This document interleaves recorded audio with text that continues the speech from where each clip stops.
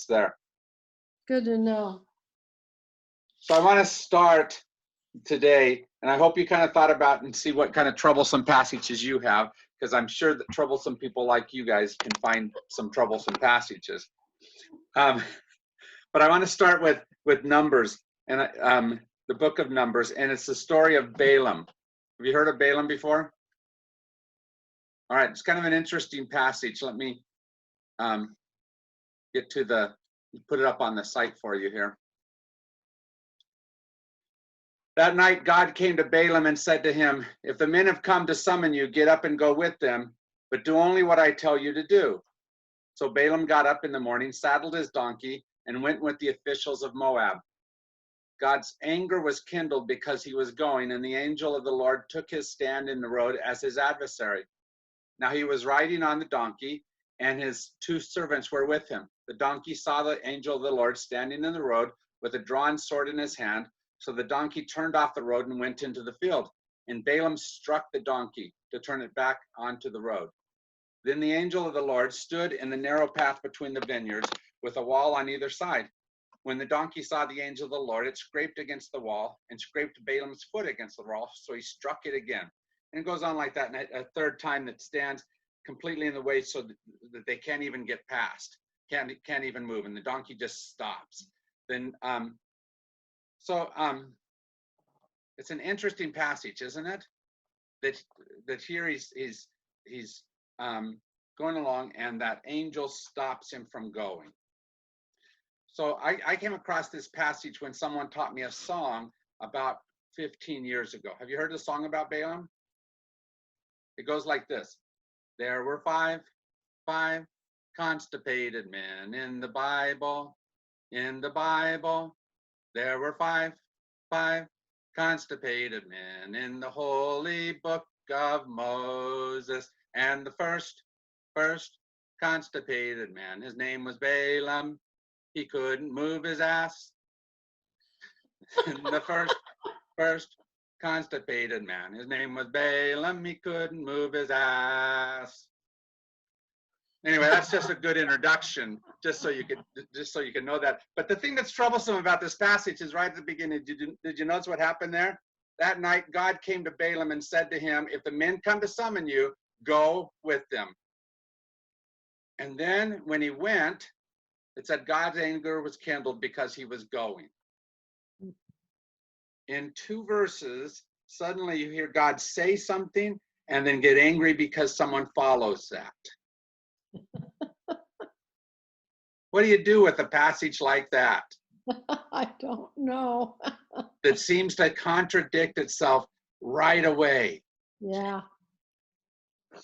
And people say, here's a perfect book. No errors at all in it. But something in this story seems to be erroneous. Yeah. Right? How do you deal with a passage like that when you have somebody who has a very high view of Scripture, and suddenly there's that kind of contradiction?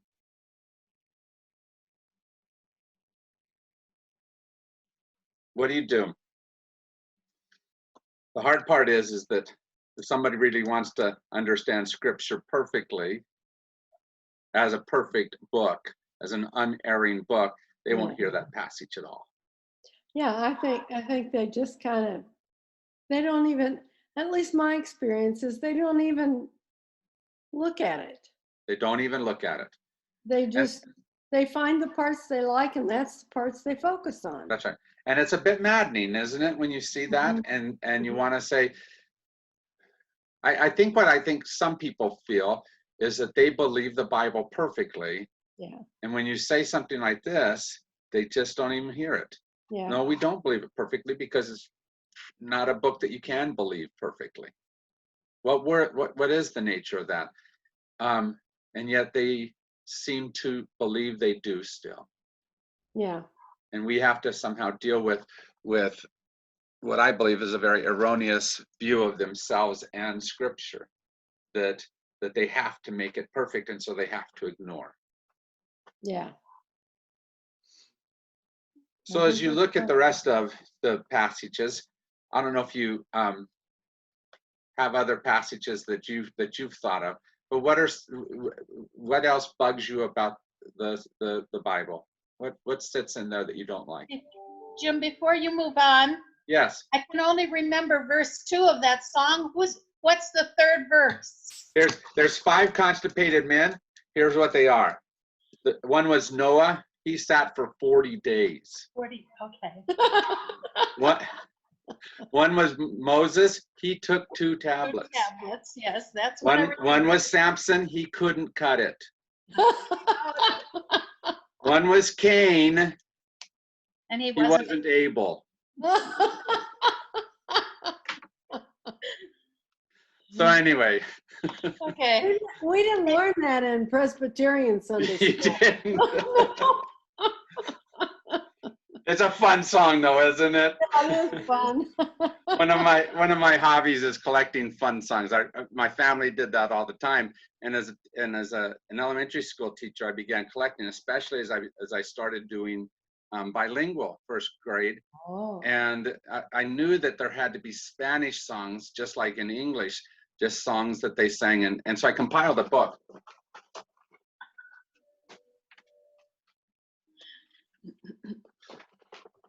This is my book of fun songs in English and Spanish, and it's just a great book of just different songs and just having fun with kids and singing with them and doing stuff with them. So it's a cool thing.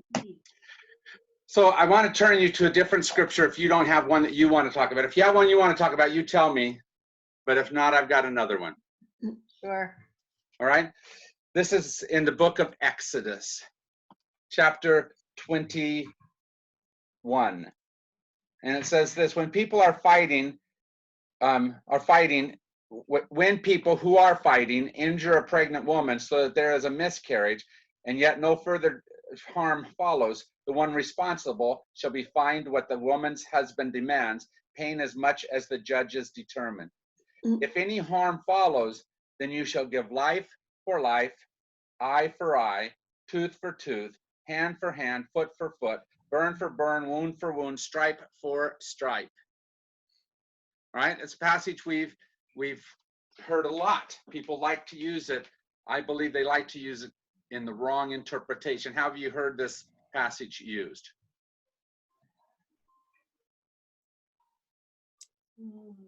Eye for eye, tooth for tooth.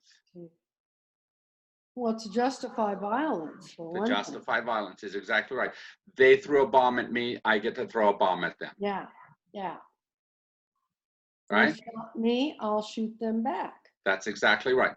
And so we've justified a whole lot of what we do by saying, gives me permission.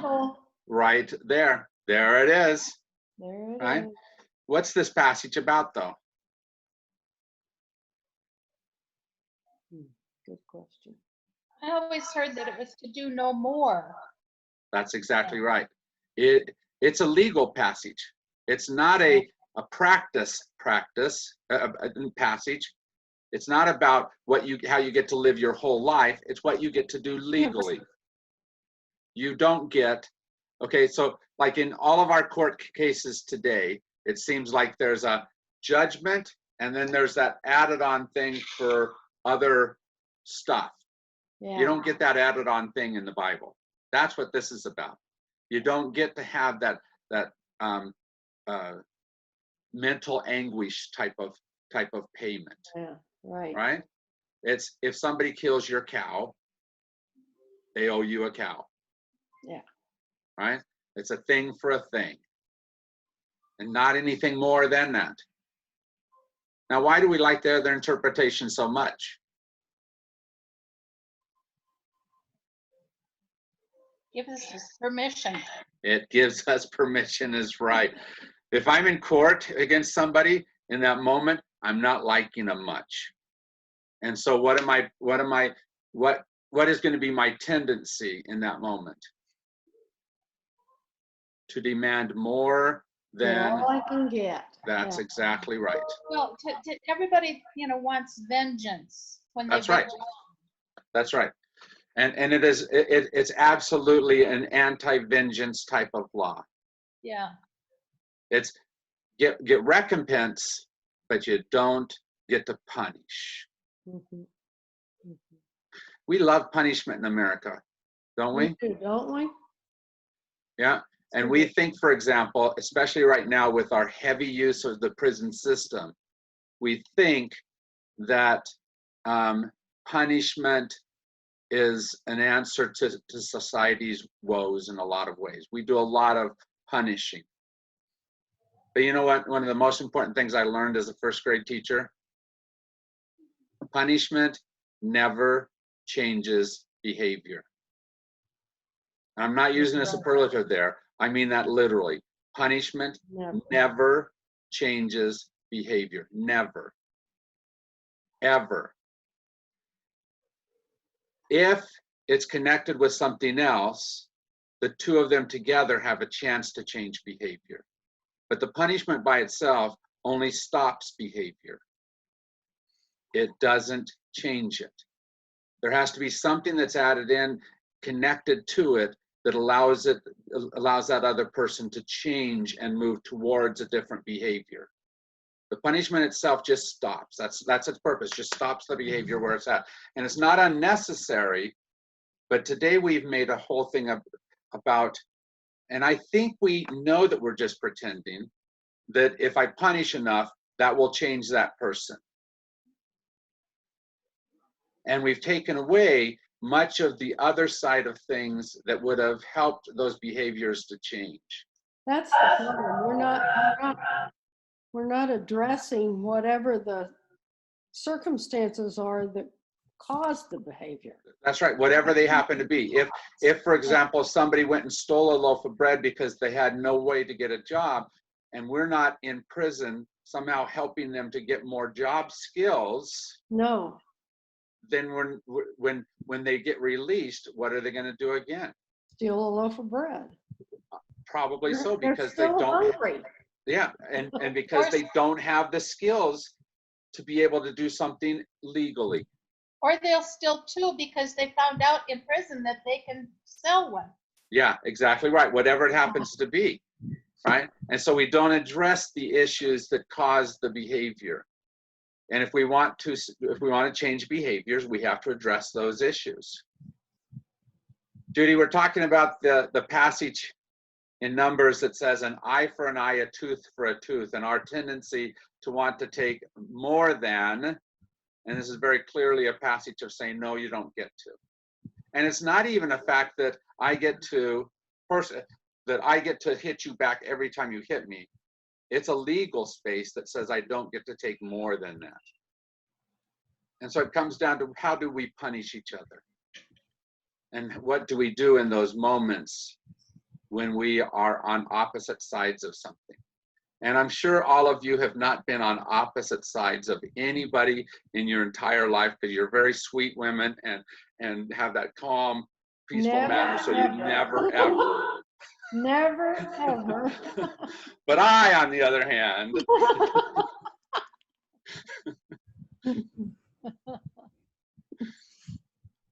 did I tell you why I knew that punishment really never changed behavior? I learned it, first of all, when I was in 6th grade. I was in a very small school in 6th grade. There were 18 kids in the whole school, 3 classes, six kids each. It's called Larimer County Children's Center. It was up in northern Colorado. And they used SWAT still. And 18 kids is not too much to keep track of. So me and my friend, we decided we'd check and see who got the most SWATs during the school year. So we had all their names written down, and we counted every single SWAT. And guess who made sure that they won? So guess how much those SWATs changed behavior? Not a bit. Are you still keeping track? Yeah, it should be, shouldn't I? I'm not saying that they were bad punishers. I don't mean that. I just mean that sometimes our quick reaction to punish is avoiding what's most important. Yeah, that's right. So what do we need to do differently? How do we need to change? Well, I know when I had my son, I knew I didn't want to raise him the way I was raised, Hmm. but if you don't learn something different, then you will do what was done to you. That's right. Right. If you Because you don't just know assume the that has to be done, thing don't to you? do. I'm sorry. And I was, at the time I was getting my master's at U of A, and so I took a class on child development, and it really helped educate me on how to raise my son using other methods Mm. than being yelled at and he was never hit in his life. And my parents could never understand why. It's like,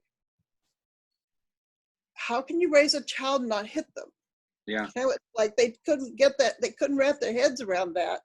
Yeah. And I said, well, you use logical consequences. You talk, you discuss when they're old enough and stuff. You know, it's like, there's other ways of doing it. But then I know a family down from me, very dysfunctional family. Their son was the same age as Wade, and they played together all the time.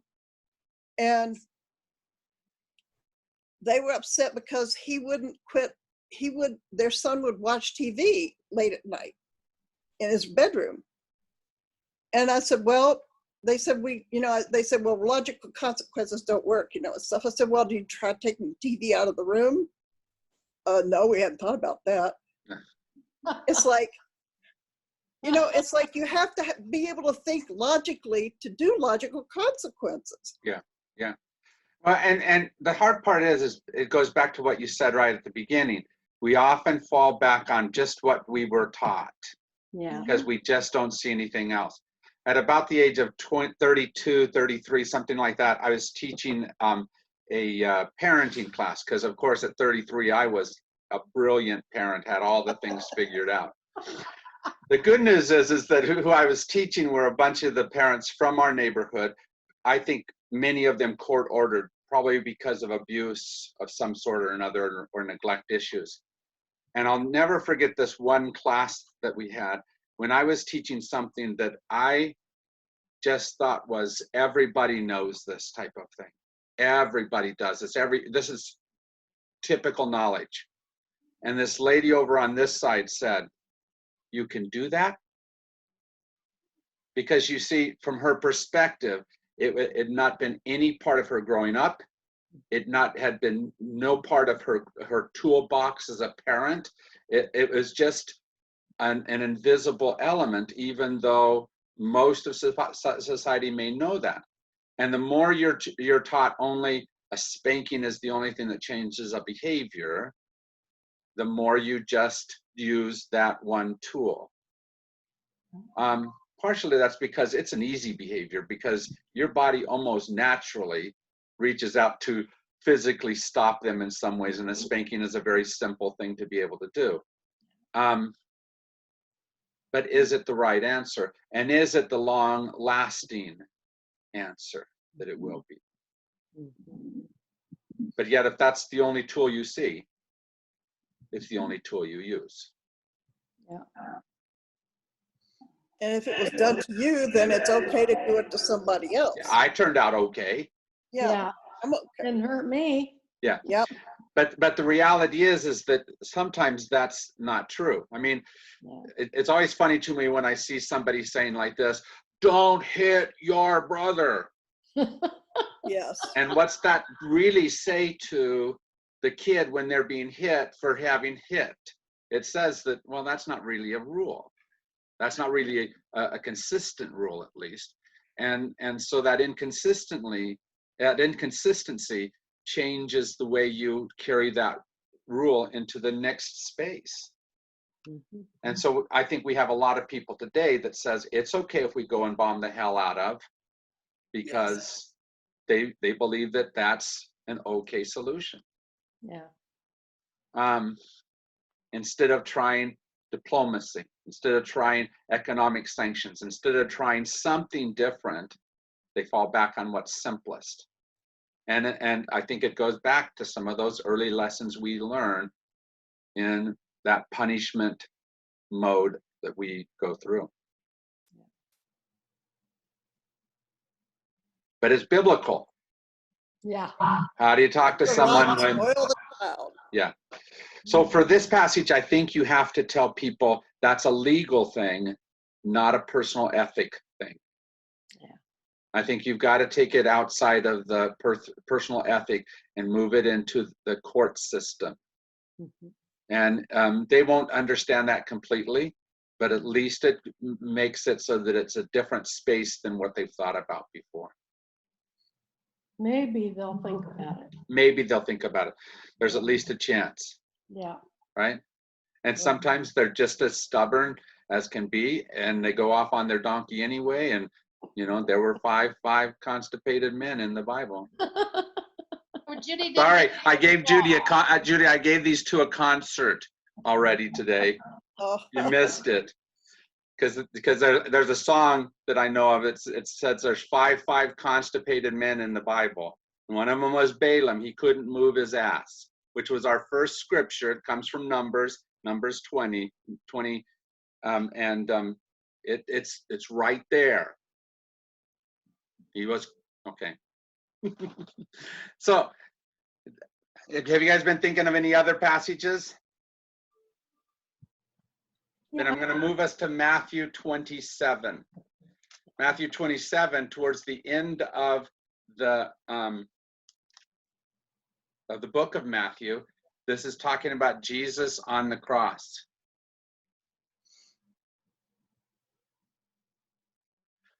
And in there he says this. This is chapter 27, verse 45. From noon on, darkness came over the whole land until 3 p.m. And about 3 o'clock, Jesus cried with a loud voice, Eli, Eli, lama sabachthani. That is, my God, why have you forsaken me? Okay, so in this moment that we say was the moment of Jesus's greatest trial, right? In this moment where we put so much on there about what he did for us and all of that type of thing, we put a lot of weight on this moment. And on this moment, he looks and says, God has forsaken him. That God is distant from him. How do you deal with that?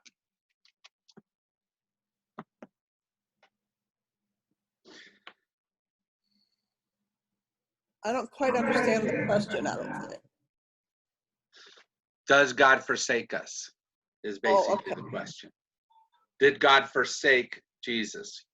Now, I got to tell you that some people will say, yes, of course. There was a time when God was on the other side of the world, on the other side of the universe, and Jesus felt completely alone. Well, that's convenient theology if you don't hold on to that God is everywhere, that God has no boundaries and can't distance God's self from. That's convenient theology. Why was Jesus forsaken in that moment? Is that where in the Apostles' Creed that the belief comes from that he descended into hell? Usually descending into hell was after death, that's where he was at for those 3 days. But I'm sure you can begin to say that's part of the descending into hell. The distancing, the far from. Is there a possibility that Jesus believed the hype that everybody else believed, that somehow or another God was going to come down and do something right then and there to send the troops in? Yeah, that's a good question. I think that's at least a good way to be able to look at it. It'd be nice if you would right now kind of show up, type of thing, right? It's a good time, right? I've been pretty faithful, God. Kind of waiting on you. I'm sure he felt that way. I'm sure there's some of that's there. Yeah. Does God ever leave us alone? No, I don't believe so. But have you ever felt that you were left alone by? Does that make sense? Have you gone through that tunnel where that presence didn't feel there at all?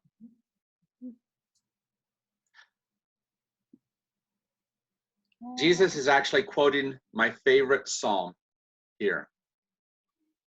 Have you heard of? Do you know this psalm? It's right before the one that you do know. The Lord is my shepherd, I shall not want. Psalm 23. And this psalm that he's quoting is Psalm 22. And the way the psalms are used is that the first line becomes an invokement of the whole of the psalm. Okay? So I can say the Lord is my shepherd, and you know what psalm I'm talking about, don't you? Mm-hmm. Same as this one. When he says, my God, why have you forsaken me? Those around him, those who are of his faith at all, knew that he was invoking Psalm 22. Have you gone to Psalm 22 ever? Have you read that? It's one of the most remarkable passages. In fact, I think it's my favorite psalm of all time. So I'm going to go to it and I'm going to show you what it actually says. Because it deals with exactly what we're talking about. So if you look at this, it starts off and says, my God, why have you forsaken me? Why are you so far from helping me, from the words of my groaning? Oh my God, I cry by day and you do not answer, and by night and find no rest. So you can see the space that he's in, the space that we often get in for a variety of different reasons, where we find right now in this moment, whatever the promises meant yesterday and whatever the words will mean tomorrow, right now, they seem devoid of. And God seems distant. But look at the second section. Yet you are holy, enthroned on the praises of Israel. In you our ancestors trusted. They trusted and you delivered them. To you they cried and were saved. In you they trusted and were not put to shame. This psalm goes back and forth between, my God, why have you forsaken me? But here's what I'm supposed to believe. If we go on, look what happens. But I am a worm and not human, scorned by others and despised by the people. All who see me mock at me. They make mouths at me. They shake their heads. Commit your cause to the Lord. Let him deliver. Let him rescue the one in whom he delights. And then he goes back and says, yet it was you who took me from the womb. You kept me safe on my mother's breast. On you I was cast from my birth. And since my mother bore me, you have been my God. Do not be far from me, for trouble is near, and there is no one to help. Do you see the power of this space? As the writer of Matthew is writing this, and he's describing Christ's biggest trial, the high point of this whole story, this space of trying to figure out how to stay connected in the midst of a crucifixion, how to continue to be faithful when faith is impossible to have. He shows Jesus going back to a psalm that says it's perfectly legal and available to be doubtful, fearful, uncertain, but you have to keep reminding yourself of what's supposed to happen, even as you are. So we went back and forth from my God, why have you forsaken me, to the hesitant, yet you are holy. I know this is what's supposed to happen. I'm sorry that I forget, kind of a thing. But he goes back to doubts about himself and why it is that God could not love. I'm a worm. I'm not human. Yet you took me from the womb. You kept me safe. And he keeps going back and forth around this scripture. Did I tell you the first time I ever ran into this scripture? It's because of the next section. Look at this next section down here. Many bulls encircle me. Strong bulls of Bashan surround me. They open wide their mouths like a ravening and a roaring lion. I am poured out like water, and all my bones are out of joint. My heart is like wax. It is melted within my breast. My mouth is dried up like a potsherd, and my tongue sticks to my jaws. You lay me in the dust of death. I was about 13, 14 years old. And the group, the Guess Who, do you remember the Guess Who? Okay. They're the ones who sang, no sugar tonight in my coffee, no sugar tonight in my tea. Anyway, and a lot of other songs. At the end of one of their songs, they actually just quote this. They read through this section. And I'm just going, wow, what an amazingly powerful section.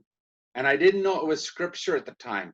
It was just this thing that just said, what are these strong bulls of Bashan, this ravening and roaring lion? What is this to be poured out like water and all my bones out of joint? Until I went through some of life, I didn't quite understand it. Where is it that those types of words became real for you? That life sometimes bashes you and bleeds you and leaves you hurting for the wear. Have you gone through that kind of moment?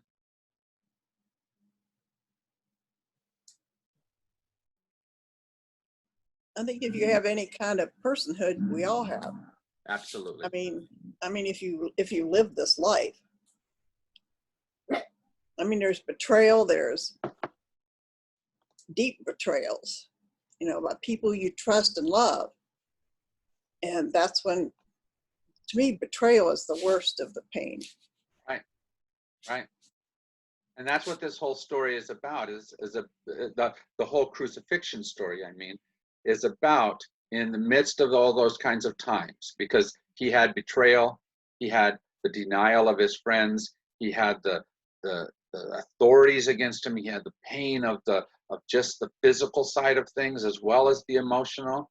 How in that moment, how in those kinds of moments can God be present? Is God present? I think it's according to how you define God. If God is a person or a person, it's, I guess, I don't know. I don't have a deeply religious background at all. Yeah. So I always preface by saying I've always looked at the Bible as a historical document more than anything else. But to me, God, you know, it's like when I was little, my grandmother, it was like God was sitting on this throne up there with a white beard and stuff, and put down his finger and pointed at you, and you were bad stuff. And it's like, I guess over time now, God is not personal to me anymore. I don't mean person. I don't know. God's a weird term to me anymore. I'm trying to get through in my life what's sacred to me and I'm listening to Bart Ehrman talk about the Bible and different things, and just, I don't know, it's all theologically mixed up in my head, I guess, is where I'm at. Yeah. And I think that's part of what this passage is about. Is okay, so I think the single biggest way we do religion wrong is we make it simplistic. Yes. God just saves you on the cross. God, you know, like we've had debates through the centuries about, well, it really wasn't hard for Jesus on the cross because God was there and so Jesus really wasn't suffering. No, I think Jesus was suffering on the cross. Right? That's part of what the story is about. The question is how in the midst of what's imperfect, do you still hold on to what you say gives the highest meaning? Right? Because in the moment of death, death sure feels like it has the most meaning. But does it? And that's at least part of what this passage is about, is Jesus trying to, in the midst of his pain, his suffering, his death, he's trying to say, how do I find strength, purpose, meaning? Not perfect meaning, because he doesn't get to perfect meaning in this scripture, but he does get to enough strength to be able to carry on. And a lot of it is by placing himself beyond just himself. Right after the bulls of Bashan and the ravening and roaring lion, he goes and says, but you, O Lord, do not be far away. O my help, come quickly to my aid. Deliver my soul from the sword, my life from the power of the dog. Save me from the mouth of the lion. And so what he's doing is he's saying, I know that there's something here that's bigger than this story that's being told around me. This that seems the only truth, the nails in my hand, the hurt in my body is not the final truth in this moment. And in fact, that story is an ongoing story, not the release from the stuff that happens, not the release from pain, not the release, but the strength in the midst of pain. And yet we try to turn it into a simplistic, Jesus just was stronger than all that. Well, he really wasn't. He just found strength beyond himself in that moment. And he died an excruciating death, but he didn't let that define the end of the story. And his disciples didn't let it define the end of the story. Because whatever happened on the cross and in the 3 days after the cross, what the disciples chose to believe and the story they told themselves was that this man who meant so much to them, even in death, did not leave them. That there was a larger story beyond whatever the authorities did. So let's apply it to our current situation. How many like the story that we're living in right now? How many really appreciate coronavirus or Donald Trump or any of the things that we see as the less than perfect side of this story? How do we get through it? By trying to find a story that's larger than just this moment. And looking at things you still have. That's right. I have my hummingbird feeder. I have my hummingbirds visit me every day. I have my friends that walk by. I was late today because I was talking with a neighbor, and always give her dog a treat and Ginger a treat. I mean, I can only read so much of the news, and I can't even read anything that Trump says anymore because it's just that's too bizarre. So I don't even do that. I don't read anybody that comments on anything he says because that's, except for the bleach thing, was really weird. But I mean, I can't go there because it's too insane. And so I just have to I have to look at my own little personal space and find the beauty in where I'm at. Mm-hmm. Mm-hmm. And I think that's wonderful. You had a post up today, I think it was, that said something about that beauty of that space that you live in. I love. I can't remember exactly what. Jasmine blooming. Yeah. And I think that's exactly right. You've got to see a story that doesn't negate what it is you're going through, but it does tell more than just that. And it's not a Pollyanna type of thing. No. right? Jesus wasn't saying, you know, it doesn't hurt. This whole passage is about how it does hurts me enough that I sit in a space where I do lose it does feel like God is forsaking me. But he doesn't stop in just that part. He says, but there's still beauty. There's still hummingbirds. There's still whatever.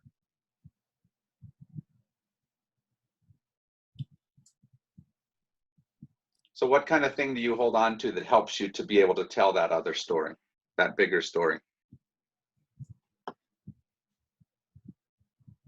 What helps you?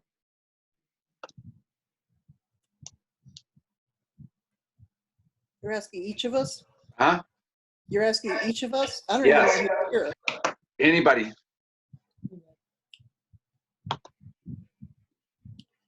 What gives you strength in this moment of trial? Well, quite honestly, this is my normal. Uh-huh. Uh-huh. And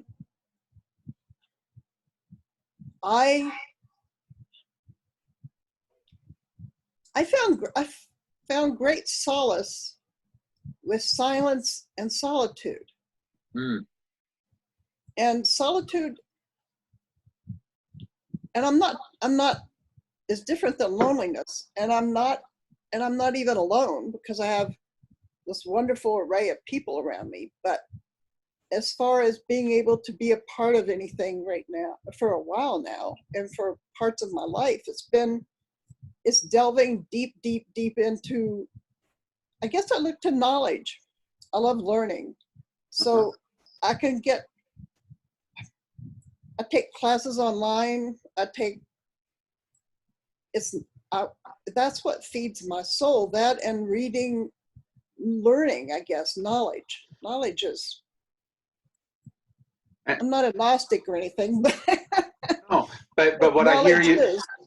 yeah, but what I hear you saying, Judy, is in that small world that life has cast for you, that you're pretty much encapsulated in this relatively very small space. Does your soul stay encapsulated as well? And what I hear you saying is even the hummingbird flapping on the edges and going beyond carries your soul beyond. And the knowledge that you're talking about absolutely carries you outside of the prison bars that could be there, so that they are no longer quite the same. Am I right on that? Yes. I mean, yesterday things were like, I was listening to this lecture. I just discovered Bart Ehrman. So is that his name? E.H. Herman. Uh-huh. And he was talking about how, and it made perfect sense to me. And I just wanted to go out and go, listen to what just struck a chord in me. It made so much sense. And it's how he said, if you think back to when the Bible stories first started, 90% of the population was illiterate. Yeah. And so a very few people wrote back in the first century, and a lot of this was oral. And then when it was copied, when somebody wanted a copy of something, they handed to scribes, and scribes wrote down new stuff, copied it. Yeah, because sometimes the scribe didn't understand it, so they put in a couple words to clarify, or they wrote the wrong thing, or whatever it happened to be. Well, the last 12 verses of Mark weren't even in the early Bible. That's right, Like, because it was added. Yeah, because the end of Mark made no sense, and so we added at least two different endings. Two different endings. And that's right. I read all this, and I'm just like, I just want to go out and go, would somebody talk to me about this? Because it's so interesting to me. I want to discuss it, and I want to find out, like, what does everybody else think about this? What do you think? That's why I'm doing these classes. I love these because it's a chance to bounce ideas off other people and go, wow, I hadn't even thought about it like that before. And what do you think about this? It's like the whole thing about scribes writing stuff down, and or if they're tired, they miss a word or they translate a word differently. And there's like 52,000 or 52 some hundred, or however many translations. And just how we even got to the Bible we have that people live their life by, some people do, that it's an imperfect document. Yeah. Well, as long as we allow it to be that imperfect document, we sometimes Yes. try to clean it up and make it into a singular document, and that's not its purpose. That's not what it's trying to be. But we try to do that because it's easier. Simplistic answers are simple for us to go to, Right. but they aren't the right answers. So let me go back to my other question, let other people respond to that, because I want to come back to that simplistic answer.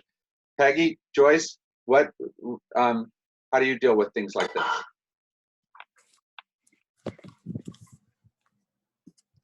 With the environment that we're in now, is that Yeah, how do correct? you make sense in the midst of all this?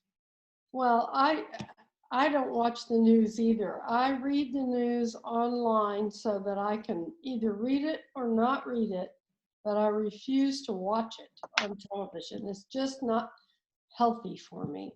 Right. Plus, we're to the point now where you really have to understand the source of what you're reading in order to know whether or not to put any thought to it. And unless you do the research, so I have a few trusted sources that if I want to know about something, I can go to those sources. And I believe that they're giving me the straight skinny. And who is it besides Joyce and Judy that are your trusted sources? I trust PBS. And I think the New York Times does a pretty good job. That's my go-to. Yeah. But, they're not perfect either. And I can always look up Snopes when I see crazy stuff online. And I'm amazed how much, though, people take, and when they disagree with something, like somebody put something up about Snopes and it was one of my more conservative friends, and so it wasn't unusual, said that, well, Snopes isn't a trusted place. And I wrote back and said, you know why Snopes isn't trusted? Because it sometimes tells us things we don't want to hear, and so we say it can't be trusted. Good for you. I want to hold on to that myth. What is Snopes? I'm sorry. I really Snopes don't is know what that a truth verification type of site. And so if you have something that you're wondering if it's true or not, Snopes will often tell you. I have to look that up. It's Yeah. SNOPES, and Okay. it's a good site. But my conservative friends don't like it because it disproves many of their conspiracy things.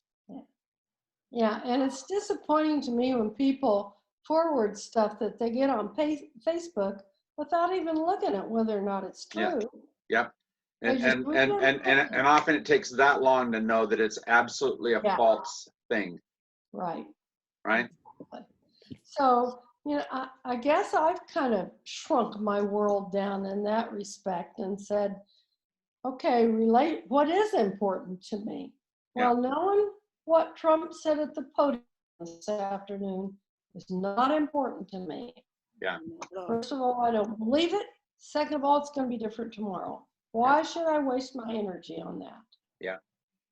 So I focus on my environment, keeping my house clean. I'm baking bread now. Nice. doing things that I haven't done before. I made masks for my family, just things that make me feel good. Yeah. Relationships. That's good. Talking to people. Yeah. That's good. Joyce, how about you? How do you struggle through these? Well, oh boy.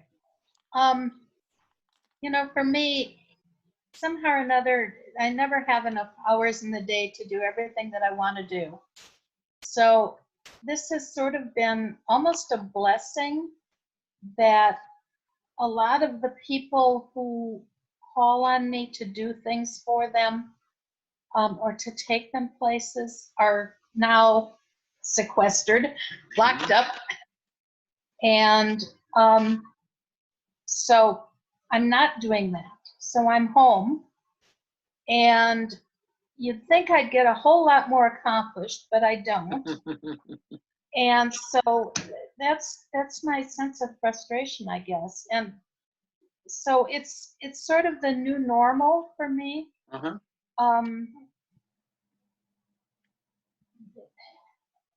I'm not particularly frustrated by not being able to do things. And Joyce, that's not a bad place to be at. Well, no, it's not. I mean, it's just, I wish I could get more done. Yeah. The hard part is that we often tell ourselves a lot of stories about what should be true, right? Some of your frustration might be because, well, I was told to be an enterprising and an energetic and a get things done type of person, and so that meant that I have to get A through Z done. And maybe it's okay if you just get A through D done. I'd settle for A today. Yeah, sometimes it's tough, but a lot of it comes down to, do we give ourselves permission to see it differently than whatever the story is that we've been told? That to me is why I love this scripture that says, my God, why have you forsaken me? Because it says that you can have both doubt and faith together. You can somehow hold relationship and still be angry at that other person at the same time. Mm-hmm. You can have these things that we, in a simplistic world, we separate and say they can't be together. You can have them in the same space. And people want to bring it down to the simplistic, to the easiest to do. But if we're talking relationship, simplistic never works. Yeah. Does it? Never. I want you to read one scripture for next week. Okay? It's in 1 Corinthians.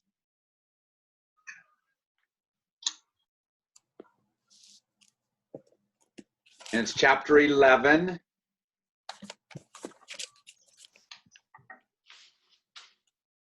Verses 27, 28, and 29. 1 Corinthians 11, 27, 28, 29. It's part of my story that became a very simplistic phrase that was tossed at me, but also one that, because of how some people interpret it, allowed me to step way beyond that. Okay? Thank you for the time today. Did it help? Was it any good? Yeah, it was good. All right. Keep being troublesome. Okay. Always. Thanks, guys. Bye-bye. Take care. Bye-bye.